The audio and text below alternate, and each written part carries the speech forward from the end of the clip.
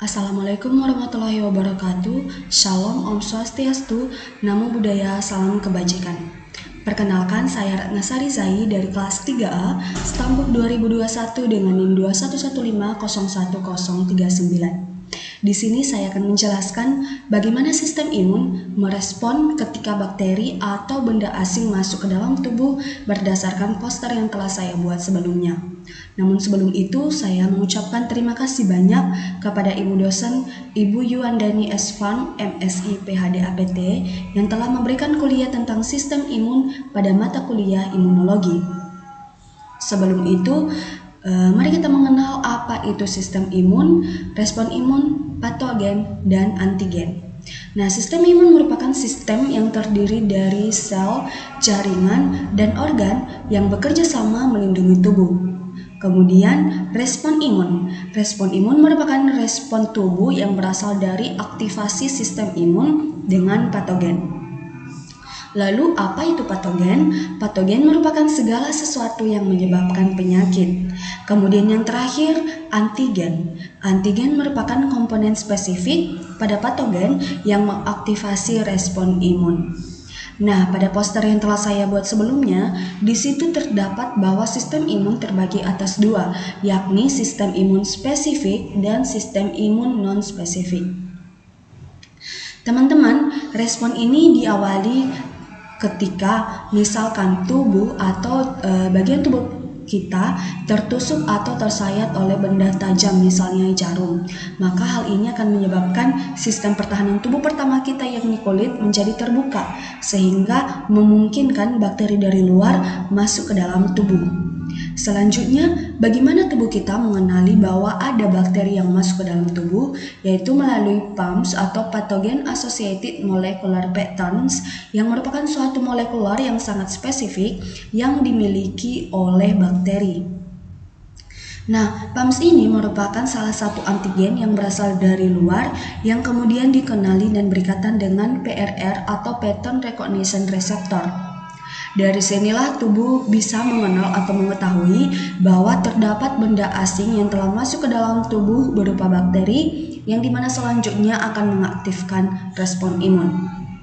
Nah, setelah tubuh mengenali bakteri, maka dalam lapisan barier kita di situ terdapat sel mas yang akan mengeluarkan histamin untuk vasodilatasi atau melebarkan pembuluh darah. Kemudian mengeluarkan juga heparin untuk antikoagulan, yang mana tujuannya yaitu untuk meningkatkan aliran darah menuju sumber infeksi.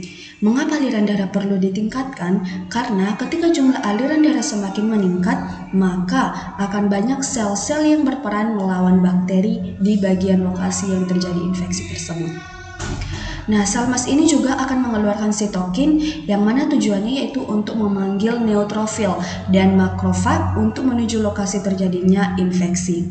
Apa itu makrofag? Makrofag merupakan sel-sel fagositik yang terbesar yang fungsinya memakan atau menelan bakteri.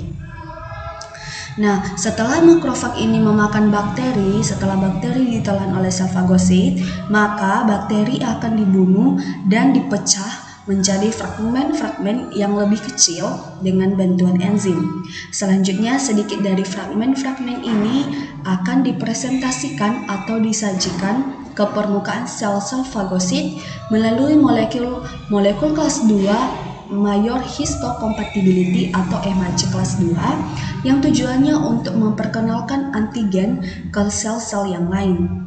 Nah, sel-sel yang bisa mempresentasikan sisa-sisa fragmen ini melalui MHC kelas 2 disebut dengan sel APC ataupun sel antigen presenting cell, yang kemudian sel HPC ini akan bergerak menuju kelenjar getah bening atau nodul limf, yang dimana di sana sudah ada sel-sel T yang siap untuk diaktifkan dan dikenalkan.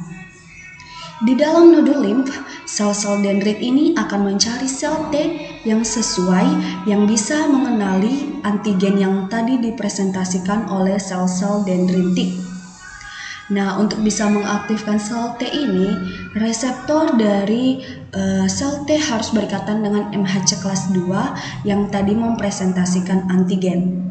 Nah, setelah sel T aktif, maka sel T akan mengaktifkan T helper yang kemudian akan berproliferase menjadi lebih banyak di dalam kelenjar limf dan beberapa menjadi sel T memori yang menetap di dalam kelenjar getah bening.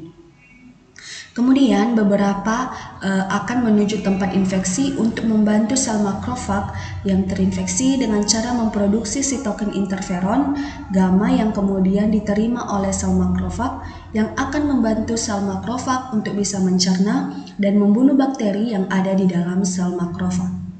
Dari beberapa T helper ini, akan menuju pusat kelenjar limf untuk mengaktifasi sel B. Kemudian sel B akan berpoliferase dan berdiferensiasi menjadi lebih banyak. Diferensiasi ini nanti akan terbentuk sel plasma, yang mana sel plasma ini berguna untuk memproduksi antibodi untuk melawan bakteri, dan sel B memori, yang dimana sel B memori akan tetap hidup, yang fungsinya apabila ada infeksi berikutnya masuk, maka kerja sel memori ini akan lebih cepat teraktifkan karena sudah ada memori selanjutnya.